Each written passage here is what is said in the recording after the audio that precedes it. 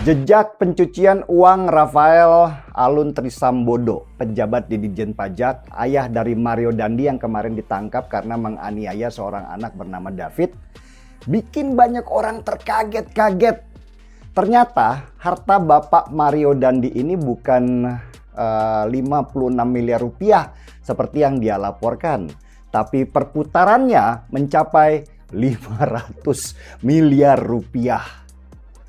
Menurut KPK, cara mencuci uang Rafael Alun itu ada berbagai macam.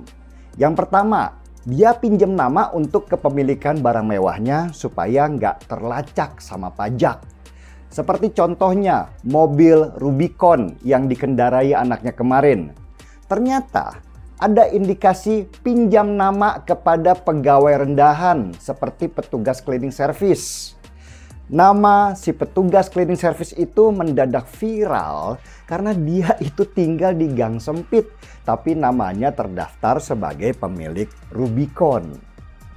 Yang kedua adalah dengan menggunakan nama istrinya, anaknya, keluarganya. Dia menitipkan harta-hartanya di lingkungan keluarganya.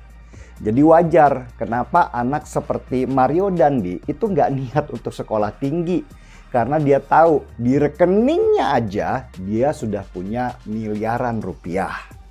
Mario Dandi itu pasti tahu lah dia nggak perlu kerja untuk masa depannya karena hasil cuci uang bapaknya sudah cukup menjamin 7 turunan. Cara ketiga adalah dengan membuat perusahaan atau PT dan usaha-usaha. Seperti usaha catering dan restoran Bilik Kayu Sonokeling yang dikelola oleh istrinya. Selain itu ada juga real estate di atas tanah seluas 6,5 hektar atas nama istrinya juga. KPK menurut pengakuan mereka sendiri sampai terkaget-kaget dengan cara Rafael Alun mencuci uangnya.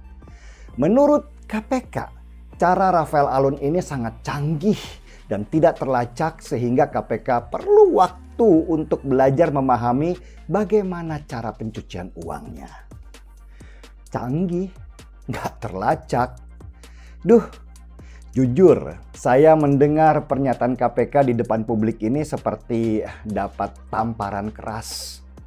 KPK pasti jujur karena mereka bilang bahwa pencucian yang dilakukan oleh Rafael Alun itu canggih. Tapi itu juga menunjukkan betapa badan anti korupsi kita yang paling diandalkan se-Indonesia Raya ternyata hanyalah anak-anak polos yang nggak ngerti apa-apa dan lagi main detektif-detektifan.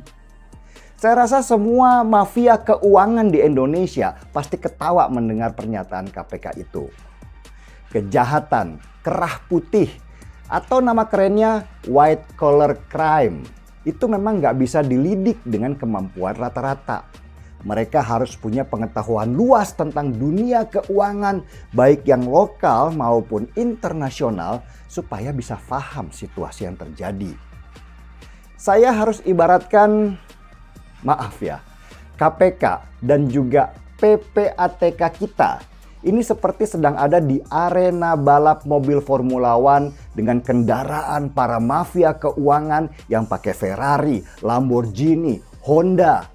Sedangkan KPK dan PPATK kita hanya pakai mobil mainan anak-anak yang digenjot pakai kaki. Mereka nggak punya kemampuan untuk menganalisa sesuatu yang besar dan rumit. Itulah kenapa dulu saya kritik keras KPK kita. Karena mereka hanya bisa main OTT saja, tanpa pernah bisa bermain di level atas seperti permainan keuangan yang canggih. Saya ingat dulu, kepolisian kita selalu kebobolan ketika ada bom-bom yang meledak di Indonesia. Akhirnya dibentuklah satuan khusus bernama Densus 88 yang bergerak bahkan sebelum para teroris itu membuat bom. Dan hasilnya sampai sekarang jarang sekali kita mendengar ada bom yang meledak yang membawa banyak korban jiwa. Seperti dulu bom Marriott, bom Bali, bom gereja, dan lain-lainnya. Apa yang dilakukan oleh Densus 88? Mereka membangun sistem pencegahan di dalam organisasi mereka. Catat yang baik, pencegahan. Pertanyaannya, Apakah KPK dan PPATK kita sudah membangun sistem pencegahan dalam hal korupsi atau pencucian uang? Kalau sudah, gak mungkin lah KPK sampai terkaget-kaget ketika tahu Rafael Alun mencuci uangnya dengan cara yang dianggap di dunia white collar crime sebagai sebuah cara yang jadul. Kenapa dibilang jadul? Karena para pemain keuangan level atas atau level dunia nyuci uangnya nggak pakai pinjam nama petugas cleaning service yang tinggal di gang sempit. Mereka cuci uangnya itu di Bahama Island, di British Virgin Island, di Panama, dan negara-negara tax haven lainnya. Itu masih belum Swiss ya, yang lebih rumit lagi mainnya. Kenapa KPK dan PPATK kita itu sangat lemah, sangat rapuh, dan nggak punya kemampuan? Karena kejahatan korupsi dan pencucian uang itu masih belum dikategorikan kejahatan yang luar biasa.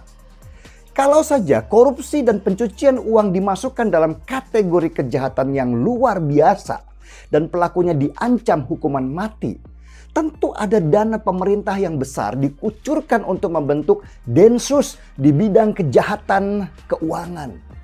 Untuk melawan mesin Ferrari, ya harus pakai McLaren lah, nggak bisa pakai mesin Wuling. Kalau pemerintah punya dana besar, mereka bisa meng-hire pakar-pakar di bidang keuangan untuk mendeteksi modus-modus kejahatan keuangan. Sehingga dari sana dibikinlah sistem pencegahannya. Itulah sebenarnya gunanya KPK dan PPATK mencegah kejahatan keuangan terjadi. Bukan hanya cuman tangkap, OTT uang-uang receh, konferensi pers seolah-olah sudah menyelamatkan negeri ini. Gak tahu kenapa ya, orang kita ini lebih suka memadamkan kebakaran daripada mencegahnya terjadi. Kalau ada masalah, baru ribut semua seantero negeri.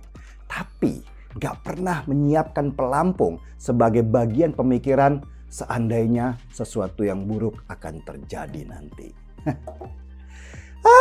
Pusing. Mending kita seruput kopi.